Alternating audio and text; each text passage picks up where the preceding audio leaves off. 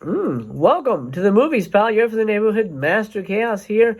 Pull up a seat, or I should say fold it down here, because you're at the theater. It's cold, so come on inside and we'll chat movies. I hope you're well, my friend. I'm sending you good vibes through this screen. I know things are getting a little crazy out there, so why don't we share a cup of coffee and chat horror movies, specifically Christmas horror movies, as we continue our Christmas marathon here.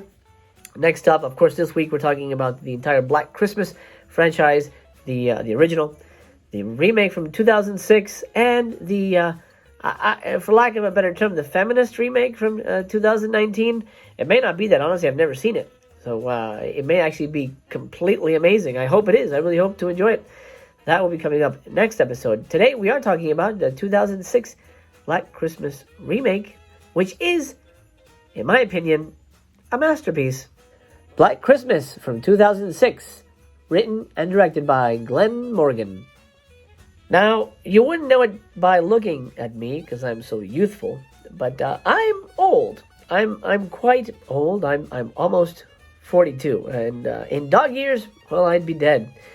But I've lived long enough to understand how badly remakes are treated by fans. Usually, they're right. I'm looking at you, Nightmare on Elm Street remake. What the hell is wrong with you? Get the fudge out of my house. But some remakes are actually quite good. As a matter of fact, sometimes outpace their original. I'm looking at you, The Thing. Who can't say that The Thing remake, John Carpenter's The Thing, isn't better than the original? And I love the original. It pluses that story. It pluses it. It takes what the original did and said, you know what? What if we did this, and this? And you know what? It all works, and it works quite brilliantly. And that is why I say the 2006 Black Christmas remake is the superior Black Christmas. Let me illustrate. I figured I would do this in list order. That might be easier. I'd give you the plot synopsis, but it's essentially the plot of the original. Girls in a sorority. It's Christmas Eve, and there's a killer making, crank phone calls. However, here the emphasis is not on the phone calls anymore, which I'm happy to report is a good thing. We do get like 2 or 3 crank phone calls, but it isn't necessarily the thrust of the plot. Great. Number 1, we don't focus on crank calls as much, which allows the film to develop its own tension organically. Number 2, and this is cosmetic, but I'm addressing everything. This movie has the sexiest cast ever. I mean, look, I'm a red-blooded male, and I'm gonna be honest. I look at movies, and I enjoy when I look at the actors, right? We all do. This movie's got beautiful women in it. Oh my goodness gracious. Give me that gravy all over my face. That doesn't make any sense, but I really enjoyed looking at these women. I mean, you got Katie Cassidy, Michelle Trachtenberg, Lacey Chabert. There's so many others. Kristen Cloak. Gorgeous cast, and they bring back the amazing Andrea Martin, who was in the original, right? She was one of the girls. Then she played a college girl. Now she's playing the house mother, and she's so good, and she gets to do more in this movie than she did in the original. So thank you for bringing her back and giving her a lot more to do. Gosh, she's so good in this. Everybody's so good in this, to be honest. Yes, the performances aren't as human and as organic as in the original, but that's the 70s. We're talking about the 2000s here. But they're I think as good as it gets for a 2000s era, horror film. Number 3, it's a small thing, but I'm going to toss it in since we're talking about the cast. We get a little bit of nudity. A little bit. Just a little bit. It's nice. It's appreciated. It's one of the most beautiful actresses. I don't know her name. I'm going to flash it down below. Gorgeous actress. We get to see a little booty and a little fronty. Fantastic. Number 4, this movie is crazy graphic. Something I didn't love about the original, and I understood because it's the 70s, is that you didn't really get to enjoy all the kills. You see the aftermath, but you don't really get, the graphic thrill like, ooh, they just got it, right? Here, you see everybody get fucking butchered. Everybody. And, while I obviously don't condone murder, in a movie like this, if you give us the juicy stuff, you're giving us what we came for. The problem I had with the original was blue balls. This movie, I'll tell you what, I released all the time. I mean, you have an eyeball being ripped out in the first 15 minutes of this movie.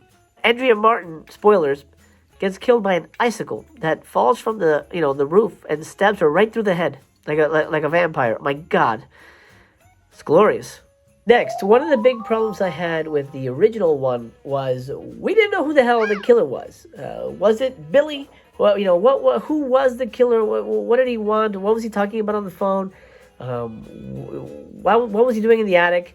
That kind of stuff. Why did he pick that house? All this kind of stuff that feels very much like, what's going on? Why is this happening? And this movie goes out of its way. As a matter of fact, it spends the first 40 minutes giving us Billy's backstory, establishing the killer in a way that the original movie didn't even bother to. And while I get there's two schools of thought as to whether that's good or not, well, do you want the backstory or do you not want the backstory? For me, for this movie, it worked. This movie reminded me a lot of Rob Zombie's Halloween. I'm not a fan of that movie. Namely because I don't think Rob Zombie's a very good filmmaker. He's made a couple of good films. I really loved Lords of Salem, which is the one that everybody hates. But I really like that movie. But anyway, in his Halloween remake, he goes out of his way to give Michael Myers a backstory. He doesn't need one. Michael Myers does not need a backstory, okay? He's just a crazy kid who snapped. I believe that. I believe it. Fine. But in this movie, we need to know what the hell is going on. If you're telling me he's just a guy who climbed into the house because he wanted to kill some girls, okay. That's fine. We've seen that before. Okay. But the fact that he's crank calling them means that there's some kind of connection to something. He's talking about something. This movie, the remake, fills in all the blanks. And well, I dock it 1 star because I think it fills in too much to the point that there really is kind of no mystery. There's no real surprise twist. Oh, well, there's another killer or whatever. Because it fills in so much that you already know, oh, okay, so I know who the killers are. I know why they're at the house. But there's also kind of no connection as to why. Because of the backstory, there's no connection as to why is Billy killing all these girls. And we know why, backstory-wise. Well, basically, the quick backstory, his mom was incestuous. And, kept him in an attic. And his mom had a baby. It was his sister and his daughter. Woof. And he gets pissed one Christmas and he kills his mother, her lover, and blinds his sister for some reason, or his daughter. Anyway, he's sent to a mental hospital. He escapes, and then he comes back to the house to attack the girls. It's not really clear why he wants to kill the girls because they didn't do anything to him. But whatever, he's crazy, and they're in his house. Fine. Next, the movie's just really well shot. It is very well shot. Glenn Morgan did a good job. Glenn Morgan comes out of the X-Files school. He wrote a ton of really fantastic episodes. If you know X-Files, you know Glenn Morgan and James Wong. They worked together. They created the Final Destination movies. He's a great filmmaker. He's a great writer. Fantastic writer. He's not working with James Wong here. I think they parted ways, unfortunately. But Glenn does a great job. The movie moves, has a really great propulsive, tense feel all the way through. The camera's always floating. The camera's never usually just static on an image. It's always floating. It's always kind of like creeping around corners. I love that. It actually takes place on Christmas. The movie is essentially the same thing. Claire goes missing. Somebody comes looking for Claire, and this one it's her sister, played by the beautiful Kristen Cloak, who I believe is Glenn Morgan's wife. And the decision to set the whole movie on Christmas Eve in the sorority house was honestly brilliant. Why not? It's way more tense if it takes place all in one night. I think when I reviewed To All a Good Night, the one flaw I kind of saw in it was the fact that we had an extra day. It kind of deflated the tension for me. But here we've got it all in one night, one location. It's tense. It's contained. The actors, have to battle it out with each other, and the villain. It's great.